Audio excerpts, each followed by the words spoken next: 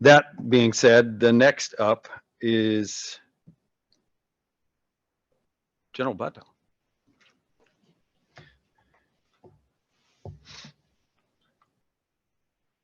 Do you want to sit and use a hand, or do you want it this? No, Whichever one you want to use. I'll do the Okay. Good morning. So how many of you is this the first time you're coming to one of these workshops? Show of hands. Awesome. About half the crowd. So this is gonna be a different experience for you, hopefully. So one of the things we started doing a couple of years ago, actually 5 years ago, this is our 5th year doing the State of the Space Industrial Base workshop, is it's really meant to be a discussion and not a bunch of talking heads. And so what we really want to get out of today is unfiltered feedback from all of you on things that are pressing and important to you and your company's success. There's a lot of people here from government, from the military, from states, a lot of stakeholders, even some of our international partners. But it's very important that we have a really productive discussion. And so one of the things we're going to do today, as we'll probably cover it, is the Chatham House rules. So what we do is it's interesting that we can produce a government report. It's got a big caveat on it that basically says that these views don't necessarily reflect those of the U.S. government. But when we publish it, it's a very popular report on the Hill and in the White House and other places where decisions are made, because it really, the intent is really to give you a voice and help us to shape policy and decisions about procurement and other matters, all in the interest of our national security. And with that, I think it's important to say, and I think Frank just emphasized it, is that you can't have national security without economic security, and that's really a winning combination in the United States. And Congressman Bob Walker was at National Space Symposium. Was talking to him briefly, a week and a half ago or so, and he said, this was right on the heels of the Starship orbital test flight. And he said, if that was a government rocket, we'd be mired up in two or 3 years of congressional hearings about why that rocket blew up, because it's a commercial rocket. And so, they're going to look and kick the tires, and they'll be back on their feet. And that's one of the benefits of private, capital, private investment, private business, is that's how our company moves with speed. And without it, we wouldn't have it. Now, I represent the Defense Innovation Unit. For those who don't know, we had actually a very liberating week now that we're under Chatham House rules. So as of Monday, we are now a direct report to the Secretary of Defense. We've done that before, and we're back there again. And in large part, it's because the administration and the department wants to know why we're not doing more commercial. So take that as a good indicator that you're being listened to. We have a new director, Doug Beck, who is a former senior vice president and direct report to Tim Cook at Apple. And he's been involved with us actually from our very beginning, but it's great to see Doug in the seat. He's a big advocate for space, and so I think that's going to be great too. In 2016, when we set up our space portfolio, the #1 priority at that time was we need more launch. And and this is from the satellite companies, everybody else was like pounding the table saying we need more launch. And at that time you could produce a satellite, but it took considerable time to actually get it manifested and flown successfully. I don't think we have that problem today. Part of the problem though is I think we responded strongly 5 years ago with the launch sector.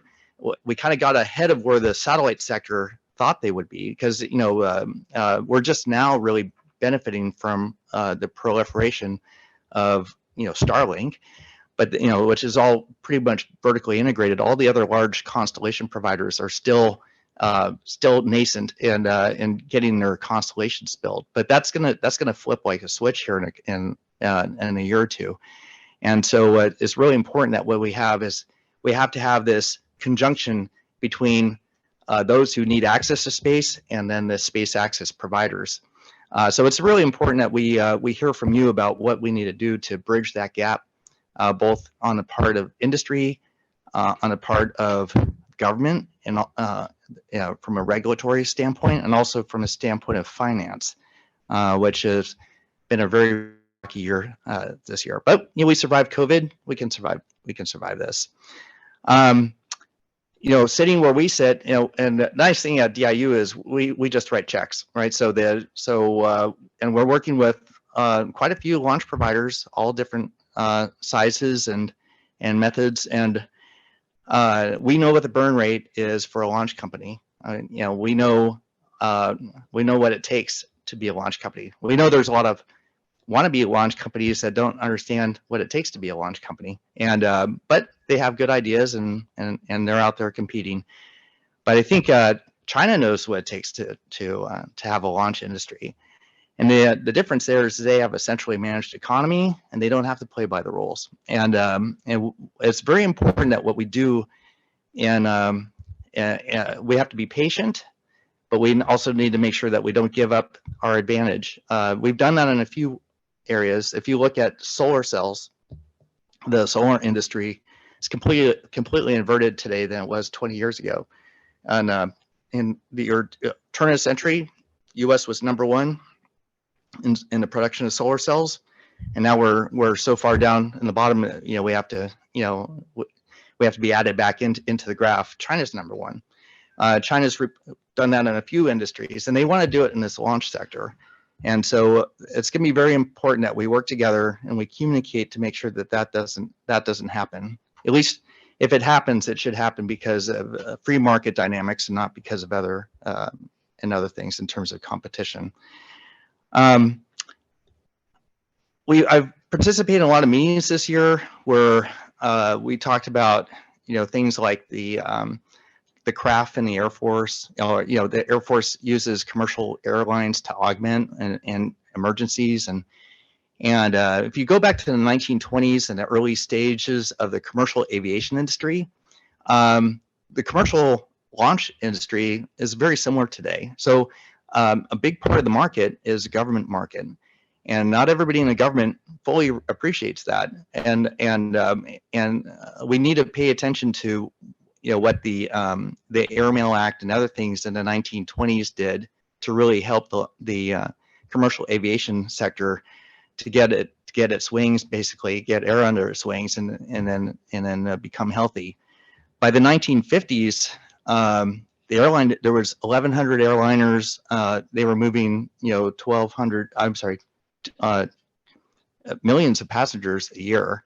And that's when the craft was established to basically augment air for things like after the Berlin airlift and some other large airlift operations. It's the Space Force is working on the commercially augmented space reserve. I think it's a great initiative, and you'll probably hear a little bit more about that today. But what we need to do, and it's my intent in this year's report, is that we're going to be trying to focus more on commercial integration and less on commercial augmentation. We've only used the craft 3 times in the last 60 years, and that's not you're not going to launch and sustain a launch industry if you're going to use something once every 20 years, right? So if we want it, we got to build it and sustain it, and the best way to do that is commercially. And so making sure that we do those type of transactions. I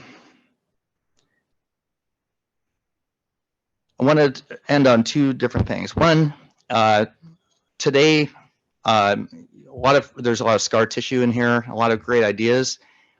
And so make sure you talk, share your perspectives. That's why we have this Chatham House rules, so things won't be attributable back to you.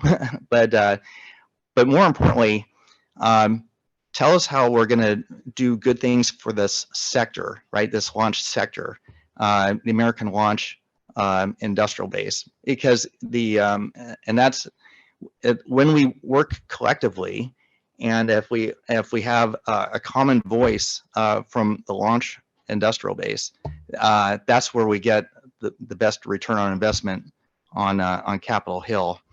So try to have more of an industry focus than a company focus today if you can. And I also think I want to use this opportunity to throw some props back to Frank and Dale and the wonderful people at Space Florida. We also need to emphasize the importance of the state and federal nexus in this sector.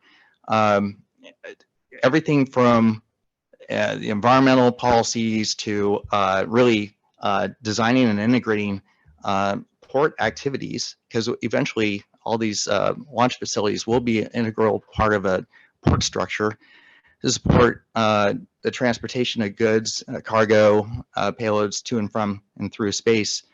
Is really imperative that we have that state nexus. The state can do things that the federal government cannot do, and I think that it's time that we highlight that. My group, we go to all the spaceports, which is fun, and they all have their different characters. But this is kind of like the Space Florida and the Cape here is really a remarkable place, and it's important that we protect it and make sure that it's on a positive vector to success, and that we use it as an exemplar for all the other spaceports.